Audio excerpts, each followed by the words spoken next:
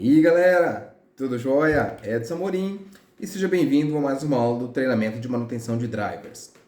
Essa é a aula do módulo de Soft Starter e a aula de número 8. Nela vamos abordar questões práticas. Estamos aqui com uma placa de uma CPS 72, desculpe, tá aqui. Uma placa da CPS 72, uma placa de uma Soft Starter que vai aí de 45 até 85 amperes e tem uma potência relativamente elevada, vamos dizer assim. Bastantes empresas empregam essa Soft Starter para manuseio dos seus equipamentos. Nela, vamos constatar, eu vou mostrar mais próximo do vídeo, alguns sinais de explosão, trilha rompida e vamos começar a análise prática. Vamos verificar as condições do equipamento.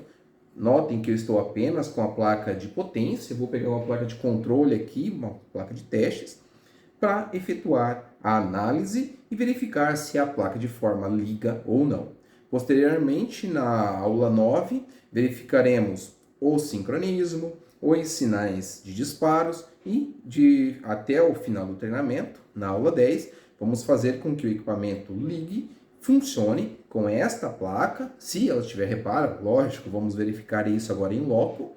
E se ela tiver reparo, na aula 10 temos o equipamento revisado com todas as características de análise necessárias realizadas. Beleza? Então bora lá pro vídeo que eu acho que a aula vai ser bem bacana. Bora que bora! Aqui galera, ó, como eu disse, uma CPS 72, uma placa que vocês forem notar, ó, até bem novinha. Os problemas de fabricação, mas nada que influenciasse no problema maior que ela possui. Aqui podemos ver um capacitor elevado, mas isso aqui é problema de formação, ou seja, de fabricação. Nada que vai influenciar no comportamento eletrônico dela. Porém, podemos notar já aqui, deixa eu trazer mais perto para vocês possam ver. Aqui nós já vemos um sinal, ó, de trilha rompida. Trilha rompida e está interligado no terra deste equipamento. A Soft Starter da WEG, principalmente os modelos da SSW07, tem o seu GND referencial do circuito eletrônico todo interligado no GND, na proteção do próprio equipamento. Este equipamento possui as características, já que verificamos aqui, ó, um nível de explosão da trilha no aterramento. Isso aqui geralmente é constatado em problemas com descarga atmosférica ou, como o próprio nome diz, com raios. Deixa eu tirar o zoom. Vamos tirar essa resina para poder enxergar melhor o que está à venda aí embaixo.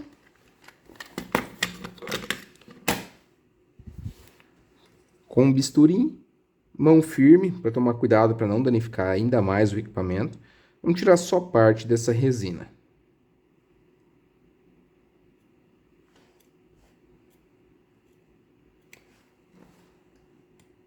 Bom, tá um pouco de frio, deixa eu colocar minha luva para evitar qualquer acidente, tanto mecânico quanto elétrico. Apesar de que agora não vamos trabalhar com eletricidade, só no final do reparo ou no procedimento de análise, vamos empregar o dobrador com lâmpada em série. Nesse instante, agora vamos utilizar apenas as mãos e os olhos, né? As mais belas ferramentas que Deus nos deu.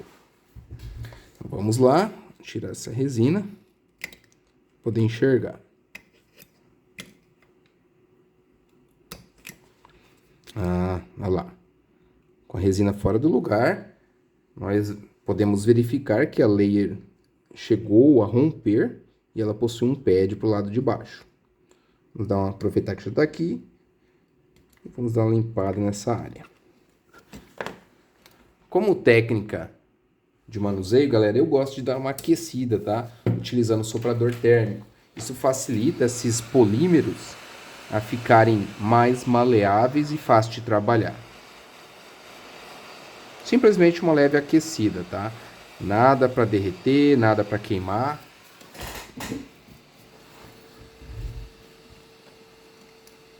Olha, se torna mais maleável.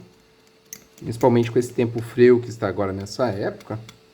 eles ficam rígidos e podem chegar até soltar algum componente na hora que você vai trabalhar com ele.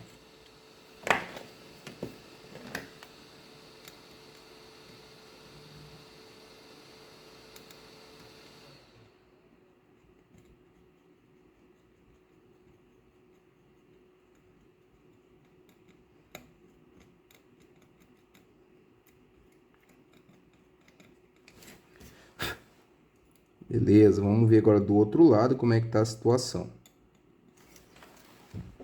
Ah, tá aqui, ó. Também temos trilha rompida, ó. Aquela trilha que vai para o GND, passa por aqui. Ela interliga através do pad nessa outra trilha maior aqui embaixo, ó, que é o nosso GND referencial. O GND da eletrônica se encontra nesse ponto. Então, nós temos aqui, ó, que houve um fechamento de curto neste outro trecho aqui também, ó, incluindo duas layers. Este é um tipo de reparo que é necessário uma avaliação, até mesmo se compensa. Porque se houve uma deterioração da layer e da placa, é um reparo que não fica viável e nem profissionalmente falando fica decente. Então a gente precisa avaliar. Ainda se for apenas essa layer, beleza, a gente pode reconstruir ela aqui, colocar uma resina epóxi com endurecedor rápido via ultravioleta e fechar os pontos. Mas vamos avaliar primeiro o que houve aqui embaixo. Este ponto e para cá, aqui está ligado justamente, ó, nesse capacitor supressor.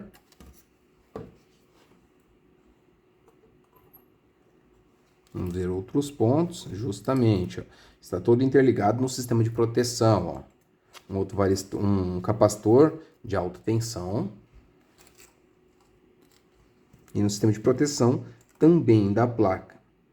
Então, por isso, justamente a placa de controle também deve ter sido danificada. Não foi avaliada, mas só por essas características, já ter fechado curto no sistema de proteção, já implica em um dano maior.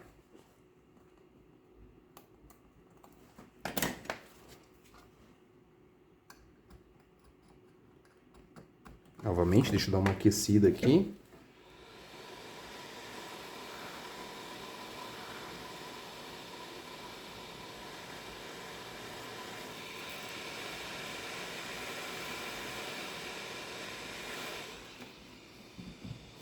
Fica muito fácil.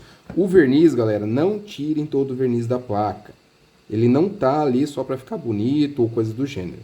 O verniz tem uma função principal, que é proteger os componentes e contatos eletrônicos contra a oxidação do ambiente. Então, tirem só aquilo que for necessário retirar para que você possa trabalhar de forma adequada.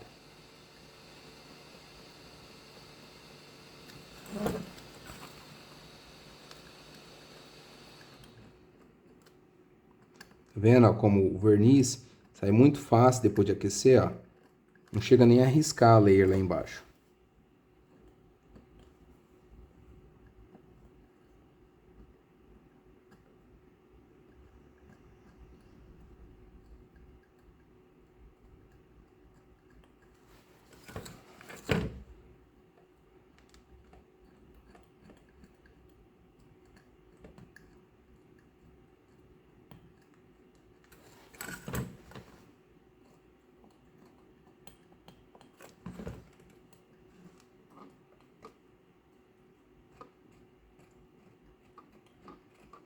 Isso aqui a gente pode comparar até como uma intervenção médica.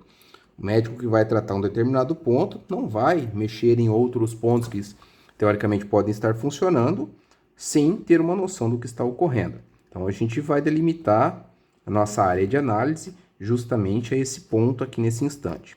Uma análise preliminar, tá? É uma análise visual. Eletronicamente a gente não pode garantir nada. Simplesmente a única coisa que a gente pode garantir é que houve um surto nessa layer.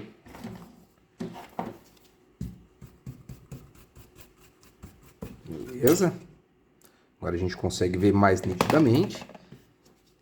Dá para verificar uma certa sobressalência nesse ponto, mas não chegou a soltar a trilha de cobre da PCB. Deixa eu ver um pouquinho mais aqui para cima, mais escuro.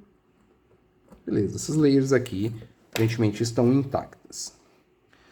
Como esse circuito está no sistema de proteção contra descarga, contra ruídos e espúrios, a priori eu vou ignorar essas duas layers e vou verificar os outros circuitos, já que uma vez que nós temos as características de um tipo de dano provocado por um SPDA, geralmente ele afeta também a fonte de alimentação.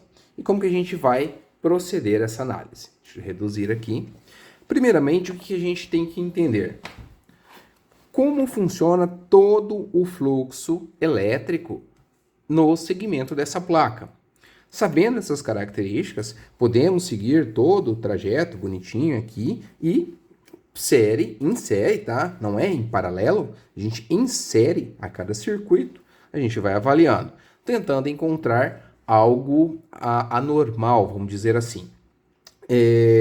Como isso correlaciona à análise? Como a energia trabalha? Ela entra, passa por um circuito, passa por outro, passa por outro, passa por outro, passa por outro. Então, a gente conhecendo todos esses procedimentos, a gente vai atrás de anomalias dentro de um sistema eletrônico. Dessa forma, a sua análise elétrica, o seu comportamento eletrônico fica mais visível. E, utilizando a imaginação, tá? Eu acho muito bacana sempre salientar essa característica. Utilize a sua imaginação. Imagine todo o fluxo elétrico passando, os elétrons percorrendo um circuito, sendo retificado, não sendo mais apenas ordenado para determinado ramo, sendo retificado, armazenado, pulsado, delimitado e assim por diante. Então, utilize a imaginação que vai facilitar muito a sua análise eletrônica. Então, vamos lá. Nós temos aqui a entrada de energia em corrente alternada. Podemos até seguir com um diagrama, eu vou pegá-lo ali logo mais, para a gente poder acompanhar e verificar essas análises. Mas nós temos aqui a entrada em corrente alternada, que vem desses pontos, que vou pegar aqui nossa placa de testes. Nós temos aqui a alimentação L1, L2 nos pinos 13 e 14. Essa alimentação entra em corrente alternada de 110 a 220 volts, passa internamente ela possui uma layer, tá?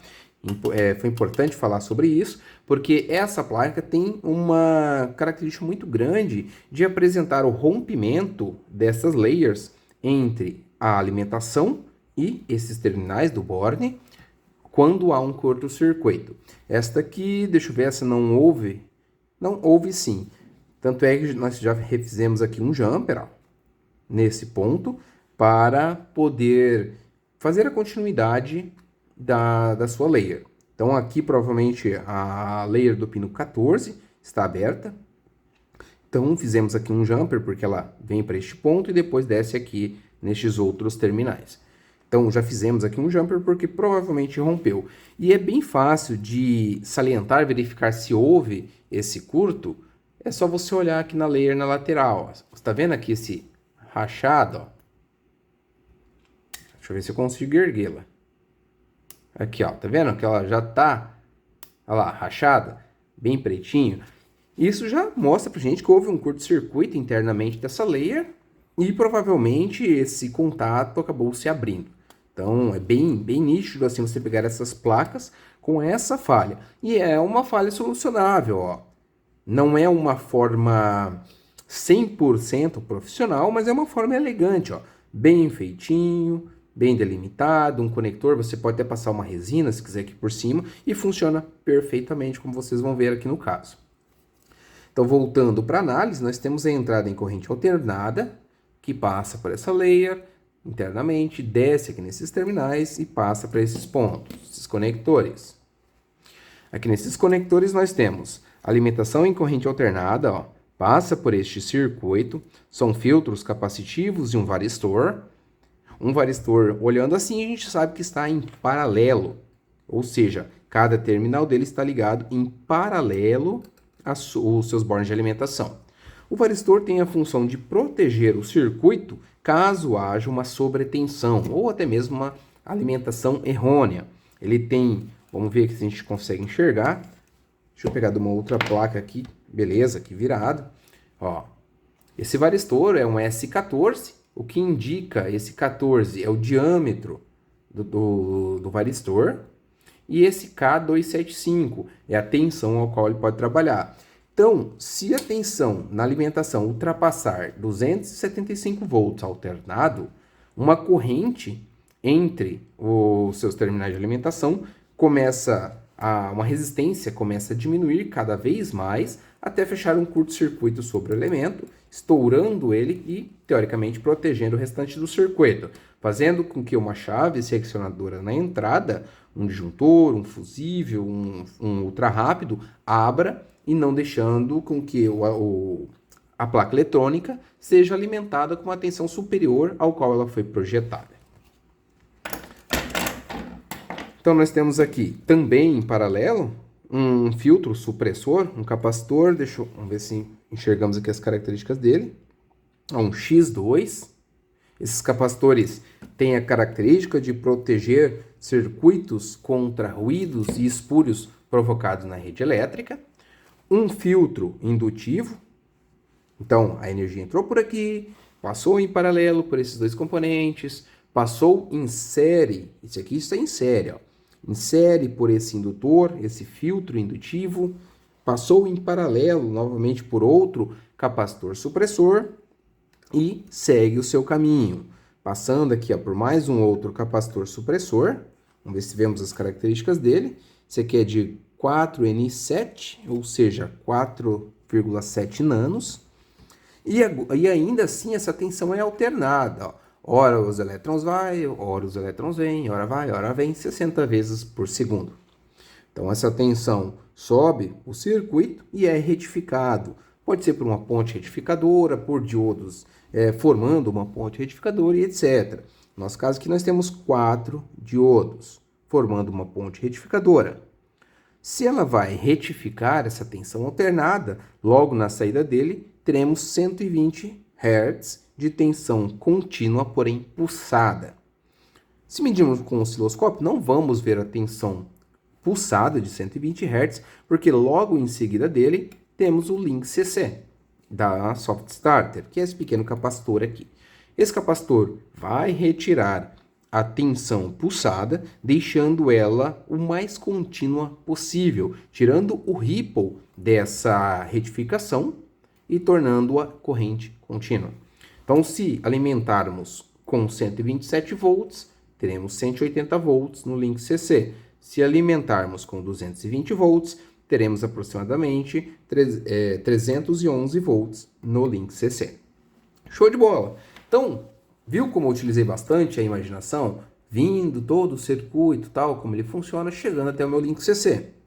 A partir do meu link CC, eu tenho a fonte chaveada.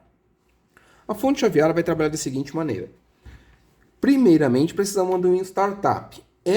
Neste modelo aqui, ó, não possui o resistor R2. Deixa eu ver se uma dessas aqui do lado, que eu estou, possui. Beleza, aqui tem outra que tem. Ó. Essa placa aqui possui, ó, o resistor R2. Essa daqui não. Isso já me implica em conhecer o meu CI PWM, ou seja, o meu CI oscilador da minha fonte chaveada.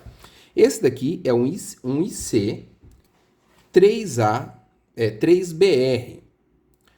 Ele possui as mesmas características desse CI aqui, que é um IC 2A0565. Porém, este CI precisa de um circuito de startup. Ou seja, eu preciso, já que eu não tenho uma realimentação do meu chopper ainda, eu preciso de um circuito que atenue aquela tensão que está no meu link CC para um valor próximo da tensão de trabalho do meu CI PWM. Então, esse CI, esse resistor de startup, tem a seguinte função: forjar uma queda de tensão sobre ele, fazendo com que é como se desse um tranco no carro. Eu só jogo um pouquinho de força aqui no meu CI PWM até que ele mesmo oscile o chopper, gere uma tensão no secundário e, por sua vez, o secundário alimente o meu CI-PWM. Este circuito possui o resistor de startup, então ele é o CI IC2A.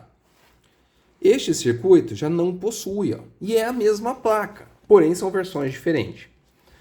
A mesma placa não possui o resistor de startup, então isso me implica que este CI aqui é um IC3BR, ambos da Infineon, tá? O IC3BR ele já possui esse sistema de startup integrado no próprio CI. Porém, as características eletrônicas de oscilação da fonte chaveada são a mesma coisa de ambos os CIs. Beleza? Vamos pôr isso aqui de lado. Então, a energia que agora está retificada e armazenada. Eu vou considerar aqui, galera, 110 volts, tá? Então, eu tenho 180 volts. O meu CI-PWM precisa de aproximadamente 15 volts para iniciar o processo de oscilação, de startup. Então, eu tenho este daqui não. Esse não precisa, porque ele já tem internamente.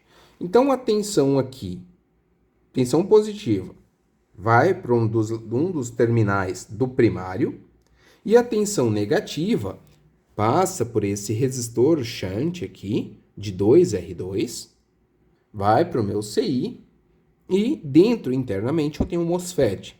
Esse MOSFET não está conduzindo nesse instante. E o outro terminal do MOSFET, o dreno do MOSFET, vai para o segundo pino do primário do chopper.